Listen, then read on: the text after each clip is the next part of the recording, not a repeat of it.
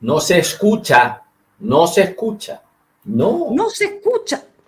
ahora sí. Bueno, todo lo que les dije básicamente fue: hola, bienvenidos, ¿cómo están? Gracias por estar aquí este día martes. Y me encuentro, por supuesto, con Tomás, que aquí estamos, po. ¿Cómo estáis? Oye, ayer Tomás estuvo de Bien, cumpleaños, les aprovecho de contar, así que para que le diga sí, feliz cumpleaños a Tomás.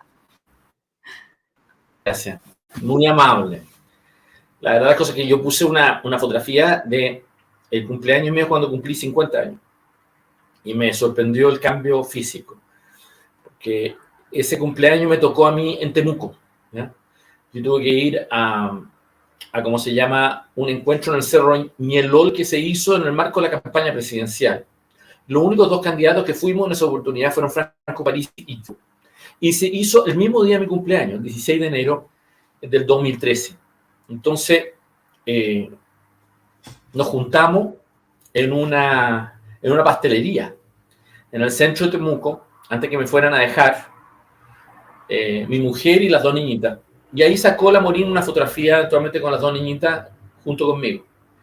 Y ayer el cumpleaños lo pasé en la casa de mi mamá. Y la verdad las cosas es que en algún momento me sacaron una fotografía y la verdad de las cosas de que el cambio visual en 10 años es importante. Y esa cosa ¿La es puedo súper frustrante. mostrar? Es la que está en tu Twitter, ¿verdad? Sí. Y es frustrante, porque la verdad la cosa es que uno envejece y la verdad la cosa es que a mí los cambios folio me vienen antes. Por ejemplo, estos anteojos me los pusieron a los 48 años. Llevo 12 años con estos anteojos. Y todos los cambios folio. Los 30 años los tuve a los 28 y yo realmente entré a los 20 años antes, a los 17. En realidad yo ya estaba efectivamente asumiendo roles públicos antes. Y la verdad las cosas es que ahora este cambio folio me vino antes. Pero la verdad las cosas es que el sentido y el resentido, más que nada la pelada. Entonces la pelada es la que me frustra. Entonces lo demás me da lo mismo.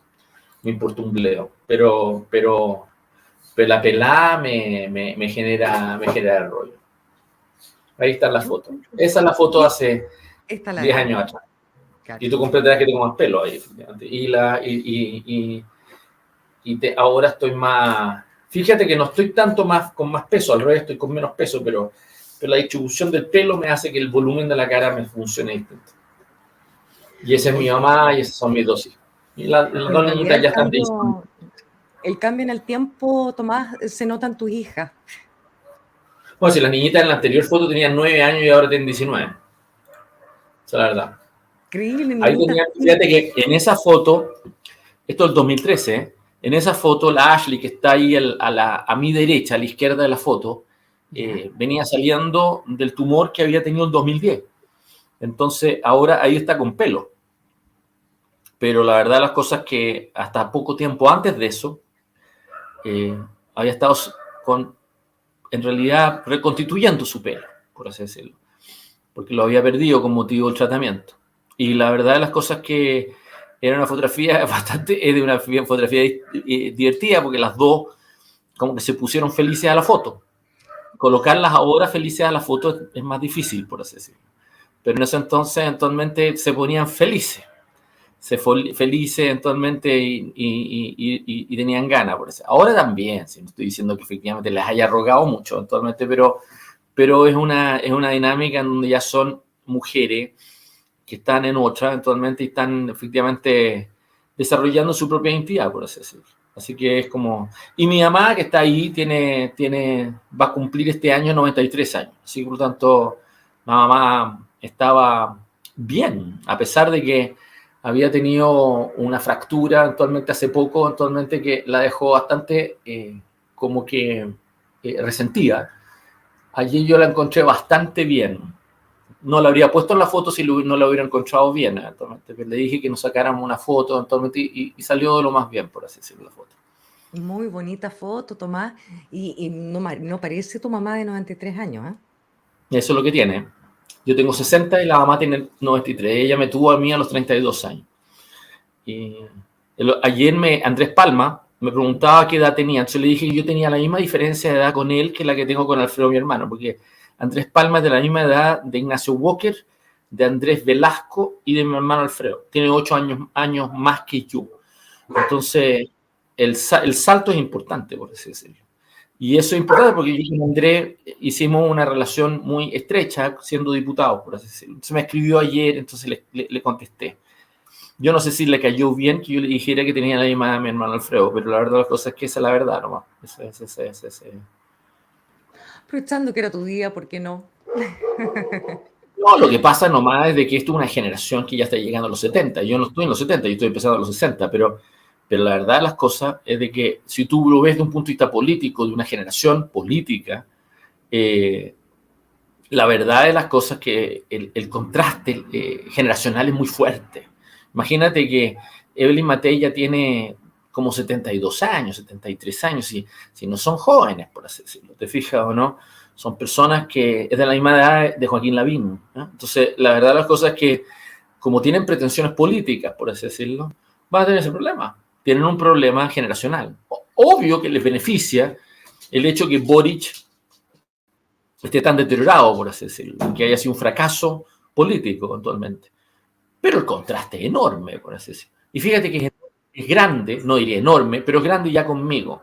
Entonces, si tú me pones a mí eventualmente una fotografía con personas muy menores o de esa generación de Boric y compañía, tal vez si me pones al lado de George Jackson está pelado, más pelado que yo, pero la verdad las cosas es que efectivamente hay un contraste. Entonces, convierte eso en un relato político y tenía un tema. ¿Qué pasó? ¿Qué pasó entre medio? ¿Te fijas? ¿No? ¿Qué pasó entre medio? Ahí hay un tema. No es menor. Una generación que no participa, que quedó fuera. Es que yo no creo que tú puedes saltarte generaciones. Mm. Esa es mi discusión. Aquí hay gente que mira eso con cierta sorna y dice que la generación mía fue un fracaso, por así decirlo. Yo discrepo de eso. Fíjate que Patricio Aylwin, en una entrevista en la revista APSI alrededor del año 85, hizo una reflexión de que él era parte de una generación frustrada. Y la verdad, las cosas que yo siempre le he cobrado esa entrevista, incluso cuando estaba vivo, porque la verdad, las cosas que al corto andar se convirtió en el presidente del Colegio de Abogados y después posteriormente se convirtió en el presidente de la democracia cristiana, después en el líder del no y después posteriormente el presidente de Chile.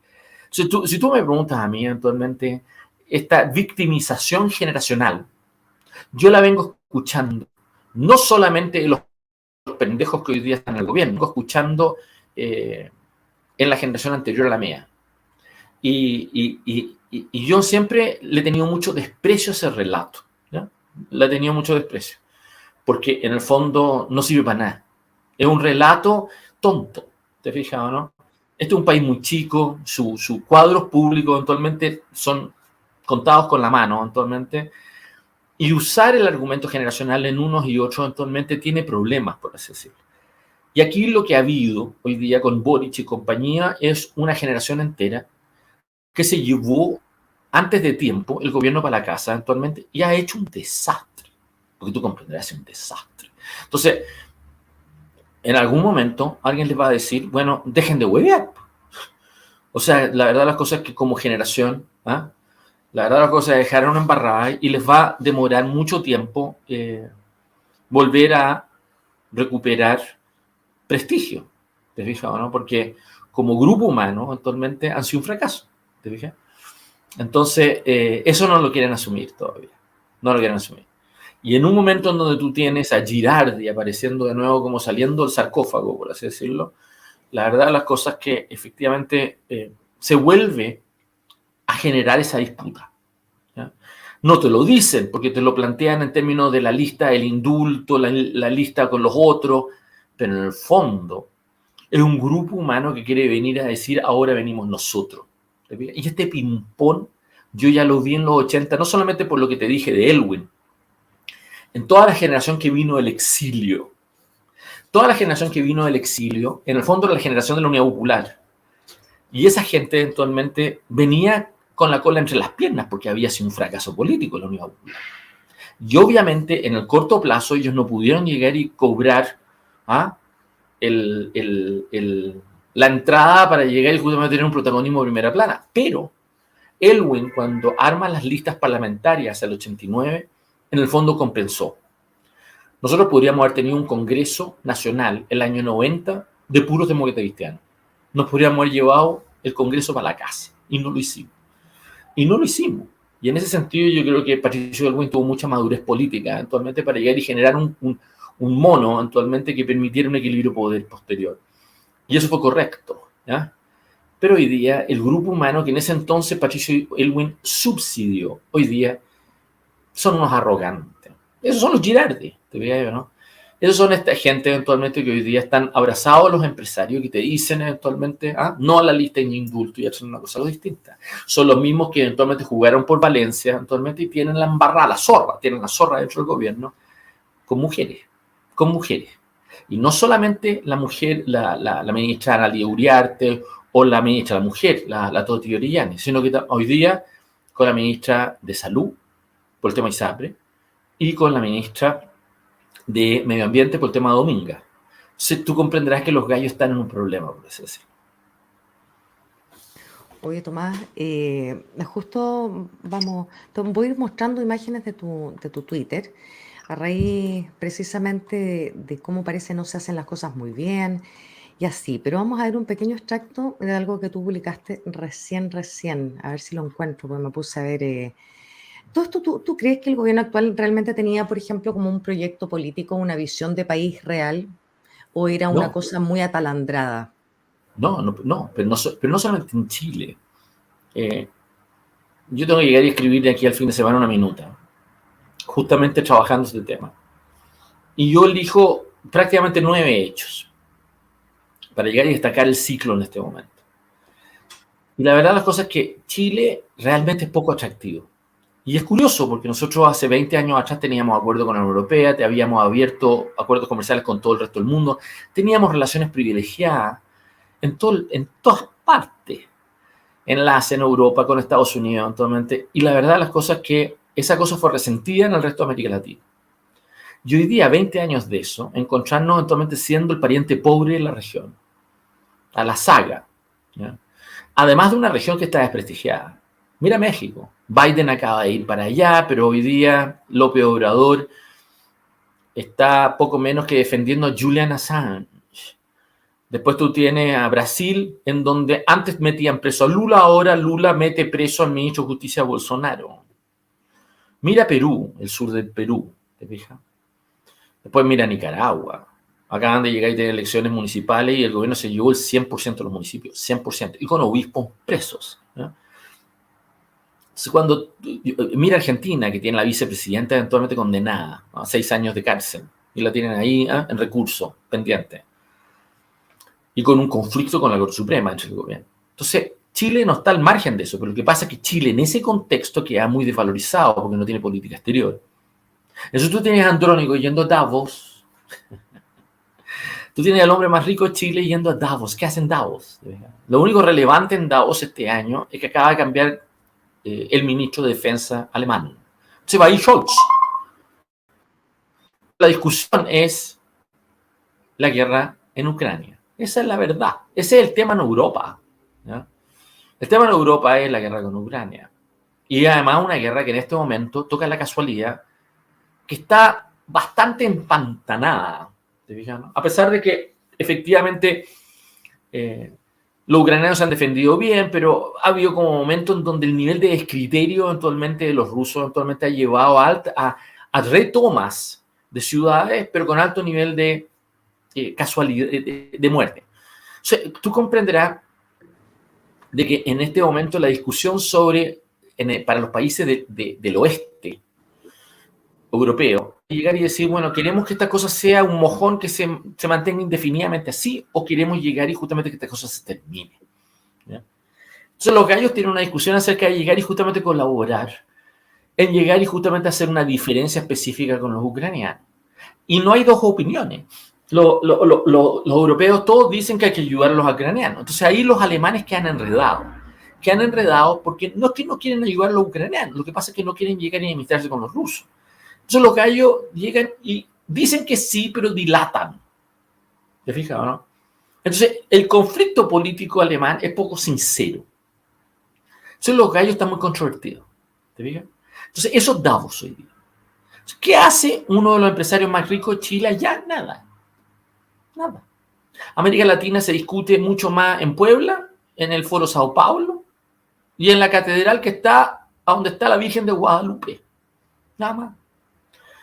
América Latina no es interesante para nada. Entonces, Chile en ese contexto actualmente tiene un problema interno y tiene un problema de su visión de nosotros mismos, por así decirlo. En temas, en cómo llegar justamente a aproximarnos. Si tú ves mi Twitter, que es donde yo descargo todas estas opiniones en tiempo real, yo me he metido con unos gringos, no gringos, son italianos para ser preciso. Son 2 italianos. Me he metido con ellos conversando en discusiones con respecto a la iglesia. Es una discusión entre conservadores y progresistas en el clero, por así decirlo. Y me he metido bastante activamente con ellos. Me pescan a media. Uno me pesca más. El otro no me pesca, pero me pescan. ¿No? Me pescan más de lo que se cree. Y la verdad de las cosas que efectivamente yo seguí esa disputa, porque es una disputa no menor.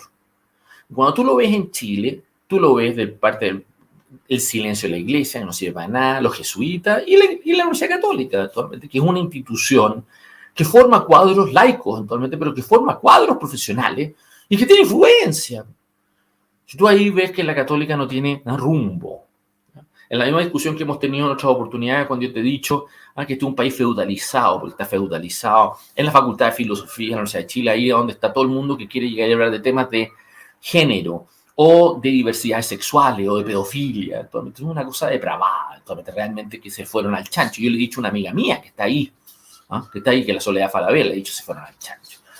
Tú te vas a la USACH y tienes a la India Pícara, pero no solamente en la USACH, la tienes en el CEP, en el Centro de Estudios Públicos. Ahí está la plurinacionalidad, el grupo Mate, fíjate, el grupo Mate. Tú te vas eventualmente a la CAM, con la Universidad de Concepción, ¿no? Tú te vas después a la Universidad del Desarrollo y a la Universidad de San Sebastián, donde está la UDI. Ahí es donde discuten Valencia como fiscal nacional. Tú te vas eventualmente a la Católica del Paraíso y ves la trenza de Sergio Muñoz, la tercera sala suprema, actualmente, una trenza judicial. Tú te vas eventualmente a la Facultad de Economía de la Universidad de Chile y tienes la FEM, una generación de macroeconomistas, a Oscar Landerreich, a Pepe Gregorio, los tiene a todos ahí amargados, discutiendo con el Partido Socialista, discutiendo con su gente. Entonces, Chile hoy día está a la deriva de un arbitraje, no solamente de sus partidos, sino un problema solamente político. Está a la deriva de un arbitraje de toda su masa gris, de gente que eventualmente se puede llegar y decir, ¿sabes qué mal? ¿Para qué sirve esta hueva? Entonces ahí el liderazgo político te falla, y no solamente te falla el gobierno, que es el que menos te debería fallar. Te fallan todos los líderes espirituales. El otro día fue en la masonería a ver a Boric. ¿Por qué?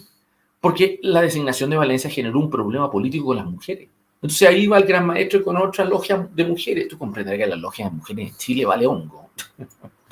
Si la masonería es un club de todo, y chileno actualmente. Son muy machistas. Sí, esto es una cosa muy machista, por así decirlo. Entonces los gallos tienen un problema. Y después, posteriormente, tú tienes eventualmente grupos empresarios que no cachan nada. Si no cachan para dónde va la micro para afuera. Todos los análisis eventualmente relevantes que se están haciendo en el exterior hoy día están llamando eventualmente que las empresas van a tener que hacer una reestructuración en sus relaciones con los chinos. En parte porque va a haber una desaceleración. En parte porque vienen cambios importantes en China. Producto de demografía, otros. En parte porque en la región se han generado un efecto negativo, por así decirlo. Los gallos eventualmente en Chile estamos atrasados. No somos proactivos. Yo fíjate que conocí Andrónico en una época, Luxich en una época participaba en un comité prospectivo en Shanghai. Y realmente era interesante, porque ahí estaba Bill Gates, habían otras personas, y realmente era interesante porque además él se había dedicado a llegar y hacer una relación con la Universidad de Tsinghua, que era donde se producían todos los cuadros públicos del Partido Comunista Chino, y los trajo a Chile. Yo conocí a una misión que se hizo de esa universidad, invitada por él eventualmente cuando Andrés Velasco era ministro de Hacienda. Y yo estuve en la reunión eventualmente cuando vino para acá, eran tipos súper interesantes, por así decirlo. ¿Ya? Pero compara eso con ir a ver al príncipe heredero eventualmente de Arabia Saudita, que fue hace poco eventualmente a un encuentro en Arabia Saudita, una lata, eventualmente, o ahora Davos. Si tú tienes al hombre más rico de Chile que no sabe dónde ir, no sabe dónde ir. Es una cosa impresionante. Y ya cuando empiezas a bajar en la escala, te empiezas a encontrar con los dirigentes gremiales para llorar, preparar a mares. Te empiezas a encontrar que no saben para dónde va la micro. Hablas con ellos, entonces son todos muy localistas. ¿Ah? Te empiezan a hablar de la lista única o no la lista única a la convención constituida. Paja. Sí, paja. ¿Te fijas, no? Te empiezan a hablar de las ISAPRES, pero no entienden la discusión que está detrás del hecho de que la tercera... Esto es una crisis, la ISAPRES, creada por la tercera sala de la Suprema. Y con dos temas. Con el tema de la tabla de factores y con las licencias médicas. Esa es la verdad. Si las resoluciones de la tercera sala de la Suprema en esos dos temas, y sobre todo por el tema de darle efecto retroactivo a algunos de estos puntos, entonces generó una factura que son más de $1.000 millones. Son los gallos, ¿quién la va a pagar? ¿Cómo la va a pagar? Tienes dos opciones. O llegas y traspasas a toda esa gente al FONASA, y eso significa que lo tienes que financiar y lo tienes que gestionar, y eso hace el día al níspero, porque no tienen capacidad para gestionar lo que tienen, van a gestionar esto otro. O lo traspasas a tarifa, y cobras un impuesto, o llegas y aumentas los valores. Esa es la verdad. Entonces, la verdad de las cosas que han sido unos bestias, porque legislan. Entonces, tienes jueces con pretensiones de legislar. Ese es el problema de Chile. El problema de Chile es que tú tienes ahí a dos entes. Tienes a Sergio Muñoz en la tercera sala de Chile, acompañado por una especie de piñata, que es la Ángela Vivanco, actualmente, que opinan sobre temas que no dominan y se dedican a legislar desde fallos judiciales, manejando industrias completas. Eso no corresponde porque son decisiones políticas y no tienen legitimidad política para poder hacer eso. Y eso no solamente contamina la ISAPRE, va a contaminar el proceso constituyente, porque ese es el tema del proceso constituyente que acaban de imponernos. El tema de equilibrio de poder. Entonces, no hay forma que tú en este juego esto resulte. No hay. Los tipos compran tiempo, y se les está enredando.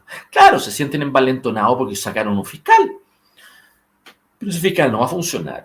Y en segundo término, te vas a encontrar paralelamente con quien te genera efectos políticos que no vas a poder resolver. Si tienes una división en el gobierno, lista única o no lista única, y después al otro lado, no tienes cómo armar una lista decente, porque Chile Vamos está desprestigiado. ¿Quién quiere ir con Chile Vamos? Solo Carlos Maldonado, hoy día de Demócrata, el grupo de la Jimena Rincón y de Matías Walker, dijo que había que hacer una lista con Chile Vamos.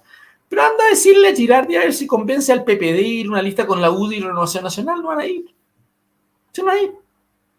Oye, Tomás, antes de que avancemos tanto, es que, mira, hablaste que en realidad nadie está ni ahí con América Latina, ¿no? Que con Chile, nadie. De repente, te voy a hacer dos preguntas. La primera, sí, de repente sería conveniente que surgiera una fuerza latinoamericana, que los países latinoamericanos trataran de hacer algo para pescarnos entre nosotros mismos, por último. Te lo digo como una idea. No. No, nada. Y te explico por qué no, Gretchen. Porque está hecho sobre la base del realismo mágico. Petro ayer creo que hizo unas declaraciones diciendo que él prefiere renunciar antes de llegar y postergar la edad de jubilación. Tú comprenderás que mira la frase ampulosa y huevona. Porque tú comprenderás que lo convierte casi en una cosa casi como moral, por así decirlo. ¿Te fijas? ¿No? Cuando un problema práctico. ¿No?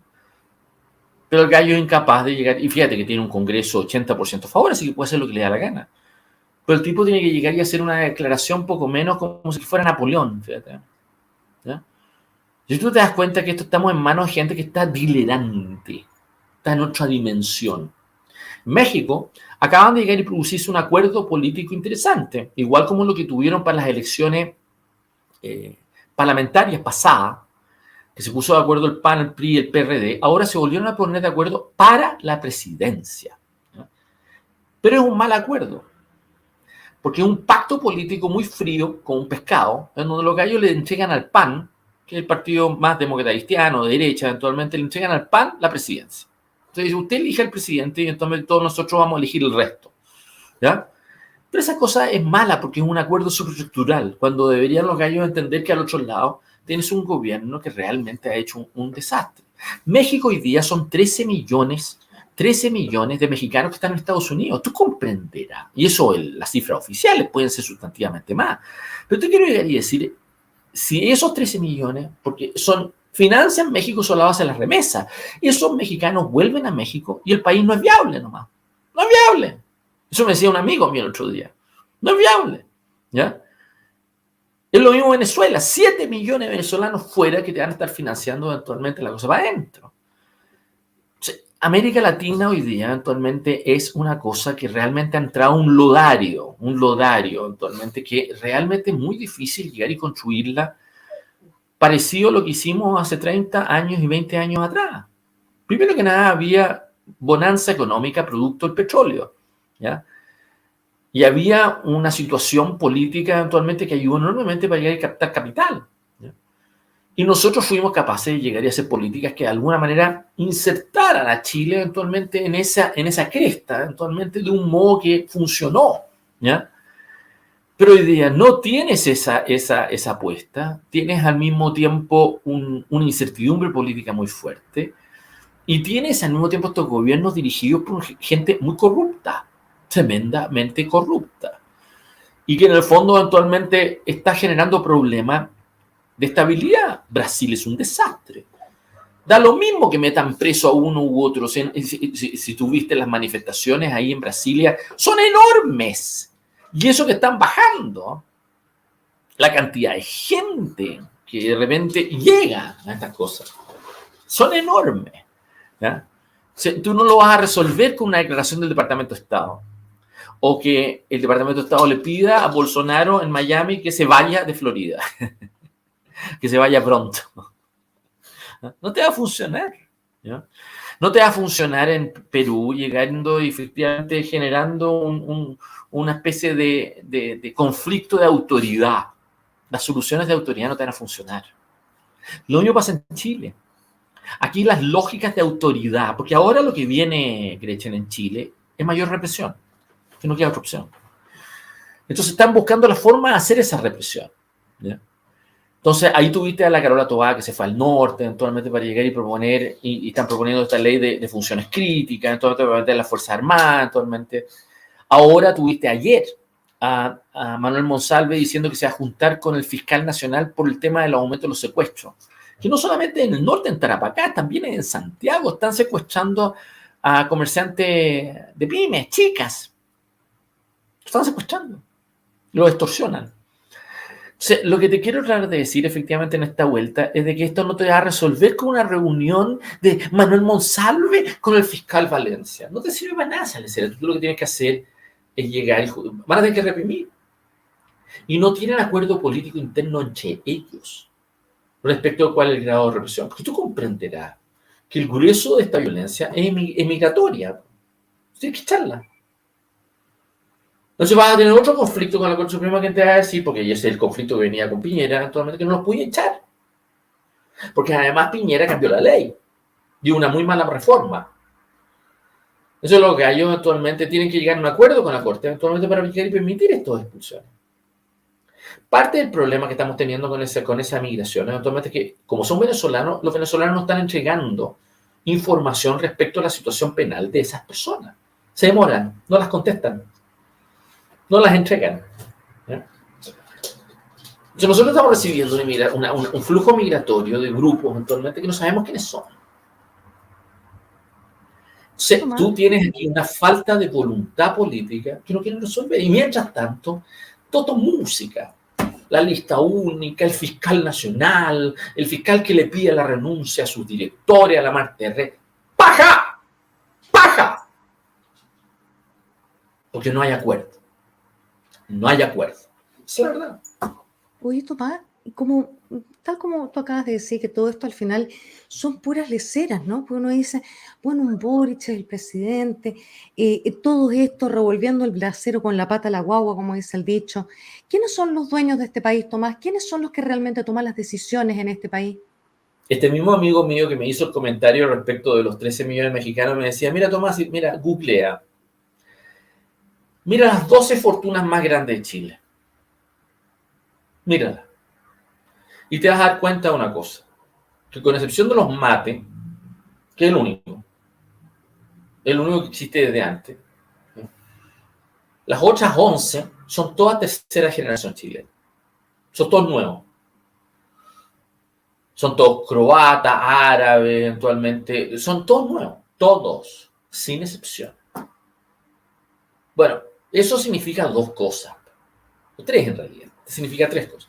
La primera es una gran cosa positiva. Significa que Chile tuvo un nivel de fluidez que permitió gente aglomerar capital y llegar y justamente generar escala de la nada.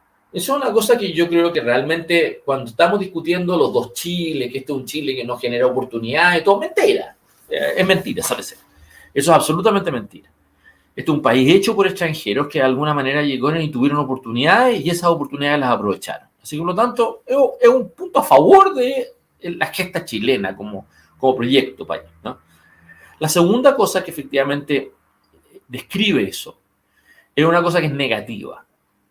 Y la negativa es como todos los demás tratan de volverse empleados de esa gente, ¿no?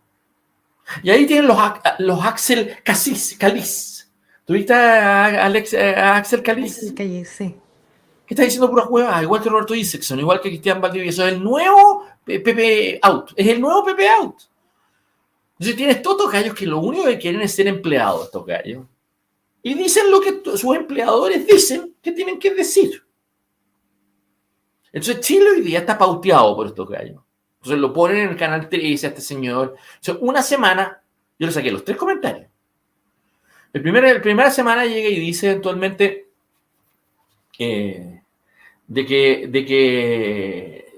a ver, hace una declaración, ya se me olvida, efectivamente, pero la primera semana, uno de los comentarios que el Senado tiene que elegir a Valencia porque así lo dice la Corte Suprema. Ahora le dice a Girardi que las matemáticas indican que hay que tener una sola lista. ¿Qué se creen estos huevones? Yo de repente veo esta cosa y pautean. En el fondo, sus empleadores le dicen, como se lo dicen a Axel Caliz, se lo dicen de la siguiente manera. Se lo dice Cristian Bofill. Y Cristian Bofill es andrónico. Cortemos huevo, si no tiene otro cliente ex ante. Ex ante solamente funciona a través del canal 13. Entonces tiene este señor que llega y nos opina y le dice a los demás, tú tienes que hacer esto, tienes que hacer todo otro, tienes que hacer todo otro. ¿Qué se creen? Si no funciona la democracia. ¿Sí?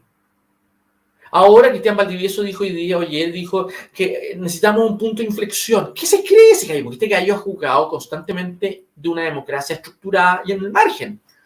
Entonces ahora le falla el pivote. ¿Te das cuenta? Necesita un punto de inflexión porque si no tiene el punto de inflexión no sabe cómo esta cosa se le empieza a llegar y desorbitar desde distintos puntos. Y no saben trabajar eso. No saben. Se les sale de las manos. Entonces, lo que te quiero tratar de explicar con esto es de que el país hoy día no tiene acuerdo. Y no tiene acuerdo interno porque no hay liderazgo. Y no hay liderazgo político porque todos los stakeholders, por así decirlo, que podrían ayudar a ordenar el cuadro, están dedicados a hacer cualquier otra lecera que ordenarlo. El Canal 13 está dedicado a hacer unos matinales, eventualmente el People Meeting, eventualmente, y después mete a Axel Caliz, mete a estos otros pelotas, eventualmente llega a pautear. Esa dualidad muy neurótica.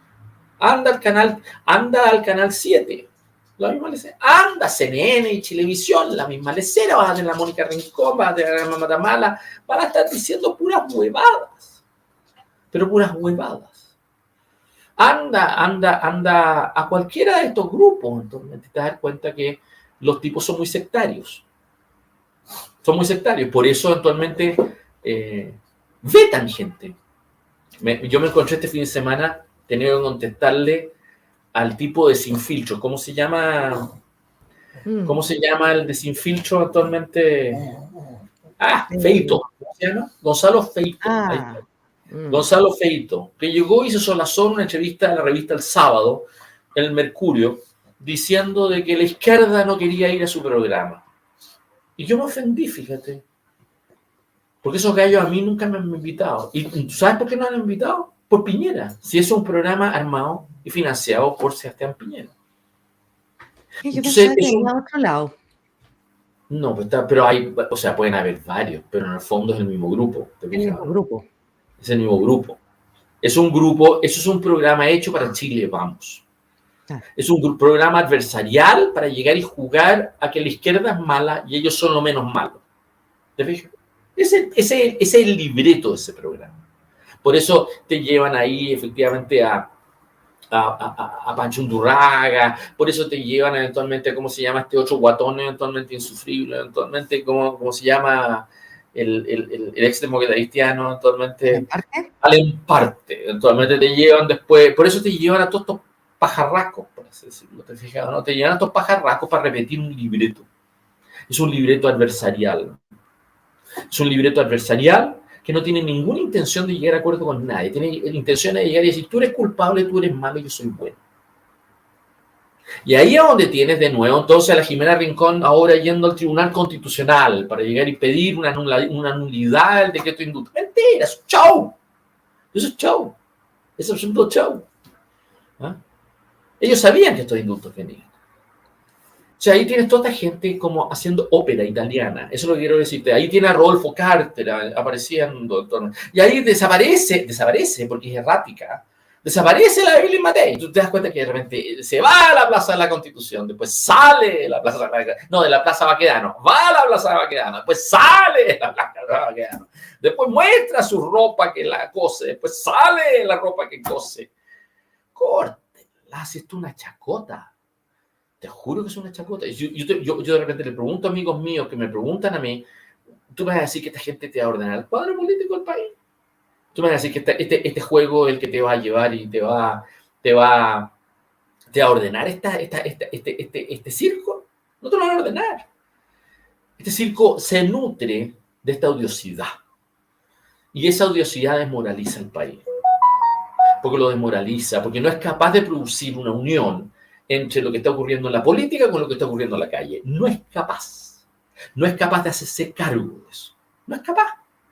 Son dos lógicas completamente distintas, que no se topan, que funcionan en realidades distintas, son frecuencias diferentes. Bueno, y eso es lo que te está pasando eventualmente con esta convención constitucional. Hace pocos días atrás apareció Hernán Larraín en un TikTok, no, en un Instagram o un TikTok, no sé cuál de los dos, pero y yo lo reproduje, fueron 5 minutos, en donde el tipo hace una exposición. Y era repetir más o menos la misma monserga que había hecho con el bicameralismo asimétrico y toda la tontera que había hecho en la convención constituyente pasada, ese grupo. De gallos de Bópoli. Estos gallos eventualmente realmente no dejaron el error que cometer y ahora quieren volver a forzar la realidad. Y la quieren volver a forzar y se sienten dueños de esta frontera. Entonces los gallos están arriba de la pelota. Se vamos a tener todo el año esta cosa. Hace todo el año. El problema que van a tener ellos es la elección en mayo. Porque la elección en mayo va a favorecer a las puntas políticas del país. ¿Ya? Entonces, eso es lo que los tiene vueltos locos de cómo construyen una ingeniería política que compense eso. No saben hacerlo, porque no tienen cómo hacerlo. Oye, Tomás, y si está por un lado, por ejemplo, este show que se ha hecho de los indultos, por otro lado mencionaste este programa de Sin Filtros, que es una cosa copiada al estilo argentino, de mucha parafernalia, de muy mal gusto además. Em, ¿Cuál es la intención en el fondo de esto, que son estas al final 12 familias? ¿Cuál es la intención con este desorden, con esta cosa tan vulgar, tan fea? ¿Cuánto ganan? Mucho, porque los gallos se sienten ganando en este momento. Tienen un fiscal que no los va a investigar. Valencia salió ahí para no investigarlos a ella. El tema ahí detrás de ellos. ¿Por qué crees tú que Lucho Cordero queda como ministro de Justicia? Es el abogado Dominga. El problema es que esa cosa les va a generar más problemas que beneficios. ¿Ya? Es pírrico. ¿Ya? Porque finalmente no se va a sostener. La lógica detrás de haber instalado Valencia es de que se puede establecer una diferencia entre lo que es este lumpen callejero, que tiene este nivel de violencia desatada, con las trenzas corruptas que los protegen a nivel de los tribunales y a nivel de todas las instituciones. Y se equivocan, porque no es solo lumpen callejero. Si alguien les entrega las armas automáticas a estas personas, ¿te fijas o no? Hay redes, y esas redes tienen capturas judiciales. Entonces va a llegar un momento en que los fiscales adjuntos de esa Fiscalía Nacional van a llegar y justamente a encontrar esas hebras y no van a tener las espaldas para poder perseguirlas. Entonces, parte de estos grupos de una derecha económica por haber apostado a esa Fiscalía Nacional la va a contaminar, que la va a llevar a una lógica que no tiene destino. Son 3 grupos los que llevaron a Ángel Valencia a la Fiscalía. Es una derecha económica, es la trenza de Sergio Muñoz con la Ángela Vivanco en la tercera sala, un activismo judicial sin nombre, y en tercer término la masonería. Esos 3 grupos actualmente con Chile Vamos actualmente llegaron a impusieron a Valencia, pero eso no va a ser una solución. No lo van a poder resolver. ¿Ya? Si tuviste toda la discusión, yo estaba pegado a esta misma silla durante toda esa discusión, yo quedé del lado de la lógica. ¿Ya? Alfonso Urresti decía que metamos la inteligencia artificial. ¿Tú te das cuenta los imbéciles? Ese es el senador de la República. Ese huevón es senador de la República. Ya la inteligencia artificial.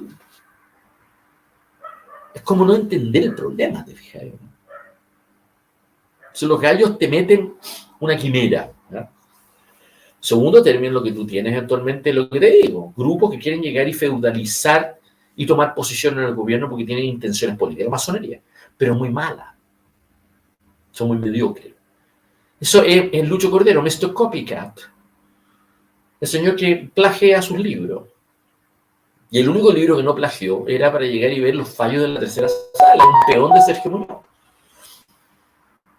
Ese gallo entra al gabinete en mala onda, ¿te fijas, no? Entra bajo sospecha. ¿De quién? Todo a probabilidad, toda la izquierda. Porque además se mandaron a guardar a una ministra mujer. ¿No? Pero no solo a no a Marcela Ríos solamente, sino que además tienen amenazados actualmente a otras mujeres. Entonces van a quedar desmoralizados esos grupos, ¿sí? Absolutamente desmoralizados. Entonces te va a producir un conflicto político. ¿No? Y eso es un conflicto político no menor. ¿Sí? No tienen cómo compensarlo. Entonces ahí aparece el gran maestro. Tú comprenderás, ¿a quién le interesa? Tú me vas a decir que tú eres mujer, tú sientes que efectivamente te vibran las emociones al ver al gran maestro en la masonería.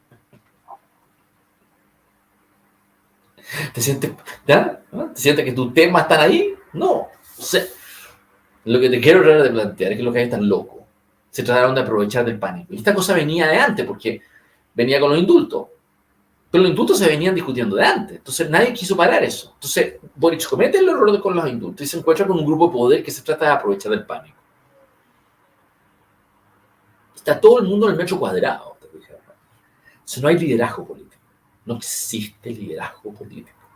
Pero no es solo un problema del gobierno, es un problema de todos los actores, porque nadie tiene interés de resolver esto. Se van a fragmentar.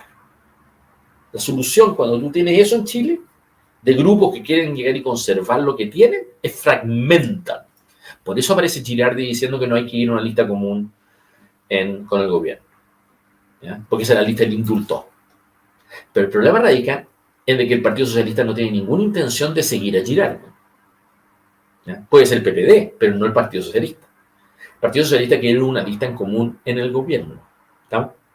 Entonces, resulta que efectivamente Girardi ya, ponte tú que convence al PPD y no va en una lista común con el Partido Socialista. Ponte tú que lo convence. ¿Con quién va? Lo único que le queda es ir con Amarillo, con los demócratas y con Chile Vamos. Y tú me vas a decir que vas a tener una lista de Chile Vamos desde Girardi hasta Schalper. Te quiero decir que esa es una lista de la derecha económica chilena. Y te voy a decir una cosa, va a perder. Porque todo el mundo se va a tirar contra esa lista. Desde el gobierno hasta la derecha más puntual. Y le van a sacar la ñoña. Pero la ñoña. ¿Te fijas en ese detalle? Entonces, tú comprenderás que en este momento estar en esa lista no es sexy. Entonces tú dirás, esos grupos, ¿dónde están fuertes? Están fuertes en un solo lugar, en el Congreso. Esa es la estupidez que hicieron, de generar un proceso constituyente que delegar la función constituyente a un ente ajeno. Ya. Pero hay dos entes que son elegidos por ese Congreso, que son los expertos, y en segundo término son la Comisión de Admisibilidad. Ok, ahí se van a jugar. Ahí van a meter a sus pingos. Pero no es tan fácil meterlo. Acaban de ya publicar, creo que la ley ya está, la reforma está publicada, así que yo creo que antes de que termine el mes, estos gallos van a lanzar los nombres para expertos.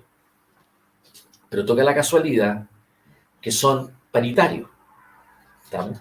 Son 24, pero son 12 y 12 del Senado y la Cámara de Diputados, ¿no? Y son paritarios hombres y mujeres, así que por ende son 6 y 6. Si llega ahí el momento, ¿quién queda afuera? Porque no todos van a quedar adentro. ¿Me sigue ese punto, no? Y gracias a quién va a quedar alguien adentro. ¿No? ¿No? O sea, te quiero decir, la democracia cristiana va a tener que ir a pedirle, fíjate, tienen 3 nombres la democracia cristiana. ¿A quién le van a ir a pedir el permiso? Por favor, métanme estos nombres. No tienen los suficientes pingos como para poder hacerlo ni en la Cámara ni en el Senado para poder hacerlo. Tal vez en el Senado más que en la Cámara. Y después, posteriormente, tú tienes a Girardi opinando actualmente contra la opinión de todo el mundo. Yo pensaba que él podía entrar más por el Senado que por la Cámara de Diputados, pero ahora con las declaraciones con respecto a las listas, el día del níspero. Hoy día tuviste a Loreto Carvajal, senadora del PPD, diciendo que ella prefería Lagos actualmente como experto. Entonces, lo que te quiero tratar de explicar con todo eso actualmente es de que se van a enredar hasta en eso. Van a elegir expertos que no son expertos. ¿Ah? Van a elegir expertos que no tienen legitimidad política ni respetabilidad en el tema o en el área que los gallos pretenden influir.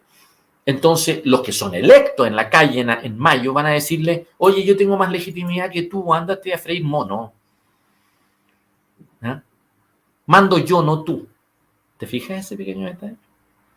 O sea, lo que te quiero tratar de plantear en síntesis con toda esta cosa es de que a estos gallos que se suponía que dominaban, ellos armaron este proceso constituyente porque lo dirigían, si iban a llevar el proceso constituyente por la casa. Ya hoy día están asustados. No tienen cómo armar una lista que les dé la hegemonía que ellos pretenden. Nadie quiere hacer listas con ellos. Los ven como una amenaza, los ven como un enemigo. Y hoy día está instalada la disputa con ellos. Bien huevones, po. Eso es lo que te quiero decir. Bien huevones. ¿Te fijas o no? Bien huevones. Porque en el fondo habrán generado nuevamente un proceso político actualmente que no controlan. Que no sirve para nada. Ese es el problema. Dispararse en las patas, ¿no? Oye, O sea, Tomás, durante el año sí. Si tú eres una persona en Tarapacá, en Arica, en Araucanía, ¿de qué te sirve el proceso constituyente? Por favor, ¿de qué te sirve? De nada. Pero de nada. Ese es el problema. Menos si tienes un gobierno que quiere evadir con él. Que lo único que quiere hacer es evadir. No quiere gobernar. Porque este gobierno no gobierna. Sino gobierna. Metámonos en la cabeza que no gobierna. Nada que hacer. Acá hay una pregunta para ti. En 3 semanas se cumple el plazo de inscripción de candidatos a la nueva constituyente. ¿Qué estrategia crees tú, Tomás, es la más favorable en la derecha? ¿Listas separadas o un acuerdo amplio centro-derecha? Ya sabemos que la cosa se viene mal, pero ya tratando de salvarlo, ¿qué es lo más favorable? ¿Listas separadas o un acuerdo amplio centro-derecha? O sea, perdón que te lo diga, la oposición tiene una ventaja competitiva a esa convención. Pero tú comprenderás que los grupos que tienen esa ventaja competitiva son los grupos más a la punta, que no creyeron en el proceso constituyente. Entonces tú comprenderás que se les pasan de idiotas de llegar a hacer una lista común eventualmente con Chile Vamos. Se han estado peleando con ellos desde antes de rechazo. Entonces, esa es mi discusión con Javier Macaya. Si Javier nunca entendió qué es lo que iba a venir después.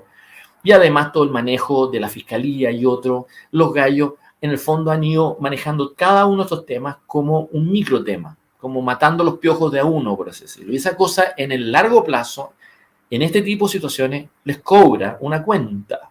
Nadie quería hacer listas con ella. Entonces van a haber 2 listas en la derecha. Van a haber 2 listas en esa derecha. Y probablemente va a tener, si que la arman bien la gente de los republicanos con el PDG, van a tener oportunidades para tener una ventaja competitiva a esa elección. si las saben armar.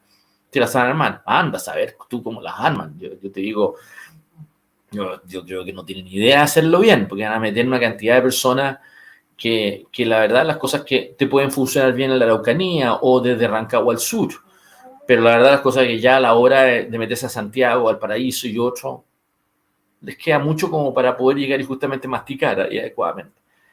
Y después tú tienes Chile Vamos, que tiene un lío, que nadie quiere hacer lista con ellos. Y los que quieren hacer listas con ellos, actualmente tampoco tienen muchas espaldas. ¿Te fijas? No tienen muchas espaldas. Y si llegan a armar una lista, como te digo, la mejor lista que podrían armar ellos es desde Girardi hasta Diego Chalper, se vuelve una lista muy poco atractiva electoralmente. Se vuelve un espantapájaro. Todos contra ella. Y le entrega al gobierno un motivo para llegar y darle competitividad a ellos. No es la lista del indulto al otro lado. Al revés, todos contra estos hueones, todos contra los empresarios, todos contra una derecha económica. Y además la derecha va a estar, la derecha republicana y el PG va a estar diciendo lo mismo, contra la derecha económica, contra los traidores, contra estos tipos. Todo el mundo va a sacarle la mugre a esa lista. Todo el mundo. Todo el mundo. Entonces, al final, el resultado final va a favorecer, debiera, si toda esta cosa estamos construyendo en el aire, ¿no? Debiera favorecer esas puntas. Entonces los gallos, como te dije anteriormente, no van a querer darle peso a esos convencionales. Van a querer darle el peso al anteproyecto de los expertos. Y esos gallos entran en funciones a comienzo de marzo. ¿Estamos? Entonces vamos a tenerlo a esto opinando desde marzo hasta mayo sin ninguna legitimidad electoral. Entonces los gallos va a ser como benzina en un fuego. ¿Te fijas? Porque mientras tanto van a estar los candidatos en las calles. ¿Te fijas, no? Se van a estar diciendo cuando vean la entrevista del experto tal o el experto cual en televisión, van a decir, yo no tengo nada que ver con eso. A mí no me interpreta eso. ¿Ya? A mí no me interpreta. Además, te quiero decir, de aquí a abril se va a producir una liquidación forzosa de ISAPRES. Así que por ende, eventualmente vas a tener candidatos en las calles diciendo, voten por mí porque yo elimino la ISAPRE. Así que tampoco vas a tener un clima como para poder hacer una solución al problema generado ahí. Porque en la calle, ¿quién quiere ayudar a la ISAPRE? Nadie. Nadie. Nadie. Aun cuando les digas que eventualmente eliminarlas va a significar un aumento de los costos médicos en Chile. Y un colapso eventualmente del manejo FONASA. Aunque les digas eso, no te van a creer. No te van a creer. Y vas a tener en la calle, ya lo tienes, yo he posteado 2 o 3 comentarios de Mauricio Daza, porque le encanta a estos abogados litigantes eventualmente hablar de industria, como si tuvieran gran experiencia en manejo de industria. Vas a tenerlos agitando en la calle el discurso que tuvieron para la Convención Constituyente en estos temas. No tiene cuadratura de círculo. No la tiene. Claro que puedes tener un gobierno que de repente dé una solución autoritaria y llegue e imponga un proyecto de ley y lo saque del Congreso. Sí, podría ocurrir, pero le va a generar reflujo a su izquierda. ¿Te fijas o no? Le va a generar una antipatía de esos grupos. ¿No? Y esa es la verdad. Además, te quiero decir una cosa. Si aquí el problema es simple, sobre todo por el tema de las licencias médicas. Si tú tienes que llegar y tomar una decisión sobre si le das el mérito eventualmente a la receta del médico. Y mientras tú llegas y digas que es incontrovertible esa receta del médico, estamos cagados. Estamos cagados. Estamos cagados. Se te presta para fraude, se te presta para... Oye, sí, el peso específico de la licencia médica en el manejo de esta ISAPRE creo que ha ido del 30% a 60%. Es probable que hay que separar el negocio, además. No es lo mismo el manejo de licencias que el manejo de los planes de salud. No es lo mismo. Son temas diferentes. Y requieren soluciones distintas, además. ¿Ya? O sea, lo que te quiero hablar de plantear eventualmente es de que no tienes un equipo humano eventualmente en el gobierno capaz de resolverlo. Y el ciclo político te conspira en contra. Entonces, va a seguir teniendo este realismo mágico, eso es lo que quiero decirte, este realismo mágico de grupos que van a tratar de llegar y justamente a enredar la perdida. Y ese enredo de la perdida actualmente es lo que impide que nuestra democracia funcione bien. Porque tú comprenderás que cómo debería funcionar bien en un país chico, debería volver a establecerse la jerarquía, la confianza, el creer unos a otros, escucharnos, romper el empate, dejar de culparnos unos a otros y tratar de construir desde ahí algo. Pero este gobierno está incapacitado de hacerlo porque es un gobierno de minoría. Y es un gobierno al mismo tiempo de gente muy acomplejada. Y que es muy fácil ponerles la trampa para que se disparen al pie. Ahora tienen a Jojo Jackson eventualmente desesperado por una acusación constitucional. ¿Te fijas o no? ¿Cómo salvan al Giorgio? ¿Te fijas o no? ¿Qué importa el Giorgio? O sea, nadie importa ese huevo. ¿Te fijas o no? Se vaya ese huevo. La tiro. ¿Te fijas o no? O sea, el problema aquí es de que no tienes un gobierno que sabe hacer la pérdida. No tienes un gobierno que al hacer la pérdida arregla el naipe. Hace la pérdida, arregla el naipe. Y pasamos a la siguiente. Te quiero decir quién hacía eso. Te va a molestar. Y hay gente que me va a cobrar. Pinochet sabía hacer eso. Pinochet, los cambios de gabinete de Pinochet, obvio que no producían impacto en la oposición. ¿Ya? Era todo un desastre. ¿Ya? Pero un punto de vista interno en la trama de poder interna de los militares, el tipo sabía hacerlo. Lo supo hacer. Y lo sabía hacer, fíjate, con los Chicago Boys, cuando se le produce efectivamente la crisis del dólar eventualmente, cuando llega y saca a Sergio Castro eventualmente y mete ahí eventualmente a Luis Escobar Cerda, y mete a Jarpa, después saca a Jarpa, ¿ah? Y mete a Carlos Cáceres y mete nuevamente a Jaime Guzmán ahí adentro, mete a Sergio Fernández. O sea, yo te quiero llegar y decir, esos ciclos internos en el régimen es lo que le permitió los 17 años. O sea, hay distintos momentos en esos 17 años que son completamente distintos. O sea, es el mismo régimen, es la misma violencia, es la misma tontera, todo lo que tú queráis.